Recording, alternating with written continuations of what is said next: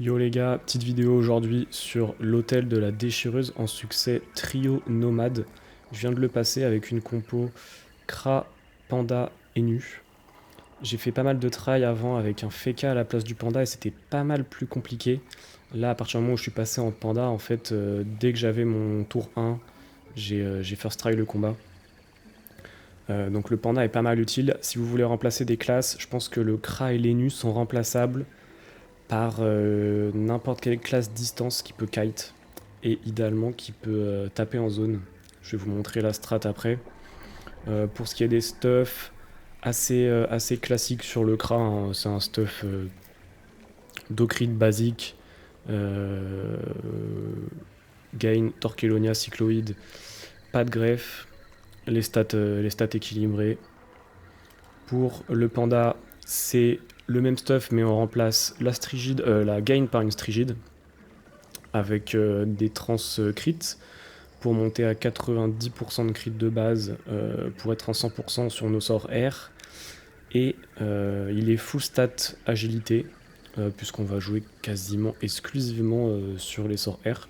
Vous pouvez jouer à peu près n'importe quel stuff R, je pense, mais celui-là va être le plus optimisé parce qu'il nous faut de l'initiative. Et en général, c'est ce qui manque sur les stuff R.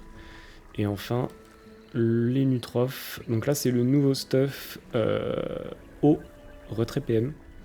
Donc à base de triple panneau lunaire, triple panneau chevalier de glace, exo PA, PM, PO. Et on a une triple Kongoku sur lequel j'ai retiré l'initiative. Vous voyez, là, il y a 0 Dini, 0 Dini. Parce qu'on ne veut pas que les Nutrophes prennent l'initiative. Donc là, dans ma compo, il joue en dernier. Tout simplement parce que on a besoin de faire des zones. Vous allez voir la strat juste après. Et donc ce stuff est très fort. Pas mal de stats, chance, énormément de puissance. On a quand même 111 dommages haut et 265 de retrait PM, ce qui permet de quand même faire pas mal de retrait sur les mobs, parce que là les mobs ont tous entre 100 et 120 d'esquive PM. Donc là ça permet de faire pas mal de retrait. Après, bon, le trophée retrait et le trophée chance, vous pouvez les remplacer par des Dofus si vous voulez. Voilà, ça c'est pour les stuffs. Ok, alors on enchaîne avec le combat. Donc en gros, la stratégie principale là, avec cette compo, c'est que comme on a difficilement assez de dégâts pour clean les mobs avant les nouvelles vagues, en fait l'idée c'est d'essayer de se créer des zones. Donc on va utiliser le panda et le kra pour se créer des zones et taper les mobs en zone. Donc ça demande un peu de temps pour trouver un T1 optimal. Et par contre, ce qui est bien, c'est que vous pouvez très facilement bait tous les mobs là avec des invocations. Donc que ça soit Wasta, Balise, Pelle animée, etc. Peu importe. S'ils peuvent se jeter sur une invocation, ils vont le faire. Donc là, vous voyez, on utilise le Wasta pour un peu manipuler les IA et se créer des zones. Et donc, le plus dur du combat, honnêtement, là, c'est de trouver un T1, T1, T2 optimisé en fait pour avoir une belle zone de mob. Une fois que vous avez trouvé ça, normalement, c'est auto-win. Vous avez juste à clean les mobs, clean la déchireuse avant l'arrivée de la vague 2. Et après les vagues suivantes, normalement, c'est tout droit. Donc là, vous voyez, avec le panda, on peut se recréer à nouveau une zone et repousser les mobs. C'est pour ça que le panda est quand même pas mal utile dans ce donjon. Alors, petit tips, il y a quand même des choses à faire attention, surtout si vous faites nomade. C'est les états des mobs. Quand ils passent en état 5, la domptueuse vous fait passer votre tour. Donc c'est très chiant pour faire nomade si vous n'avez pas utilisé vos PM au moment où vous la passez état 5, il faut vraiment faire attention à ça. Les bourrifauves, lui, vous retirent un PO, c'est pas hyper gênant. L'avoracle est passe invisible. Pareil, c'est pas forcément hyper gênant, mais des fois si vous la perdez, en fait, ça peut être relou. Donc faire des sorts à double ligne ou bien enchaîner l'avoracle directement quand t'es passe invisible, ça peut vous sauver le combat. Et la déchireuse, quand elle passe à 5, elle attire le personnage le plus proche de une case. Pareil, encore une fois, c'est pas forcément gênant, mais il faut faire attention, ça peut être gênant dans certaines situations. Et donc là, vous voyez, les mobs sont parfaitement bien placés pour me donner une belle zone. Donc là, j'en profite. Avec le panda, je vais pouvoir taper en zone, mais toujours en faisant attention de ne pas passer la domptueuse en état 5 sans avoir utilisé les PM. Voilà, c'est pour ça que là, je réfléchissais un peu. Au niveau du focus, honnêtement, en fait, tous les mobs sont chiants, parce qu'il y en a un qui donne de la vita, un qui donne des raises, et un qui soigne beaucoup. Je pense qu'il n'y a pas vraiment de mauvais focus, mais pour moi, les mobs les plus chiants, c'est la Voracle, avec son soin, c'est vraiment très très chiant. Et la domptueuse, parce qu'elle booste en vitalité tous les autres mobs du combat.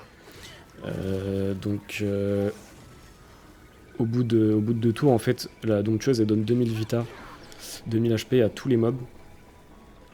Qui perdent du coup à la mort de la domptueuse, et la Voracle, elle est vraiment relou parce que du coup le glyphe là en croix, il soigne en fin de tour tous les mobs. Donc là en général je vais plutôt choisir de tuer la dompteuse en premier, comme ça les autres mobs ils perdent leur boost vita et ça me permet de les clean plus facilement, mais c'est pas forcément un mauvais choix de clean la Voracle. Suivant le placement que vous avez, vous pouvez faire l'un ou l'autre, parce que la Voracle est vraiment relou avec son soin. D'ailleurs, j'ai pas précisé, mais là je suis en saison des naissances. Donc en saison des naissances, on déloque avec la Voracle qui passe invisible.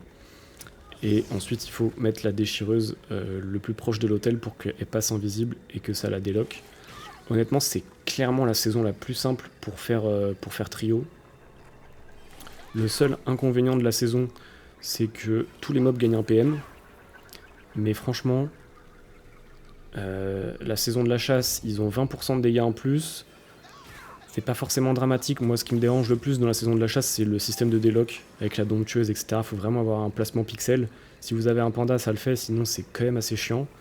Et puis la saison du repos, les mobs, ils ont 20% d'HP en plus.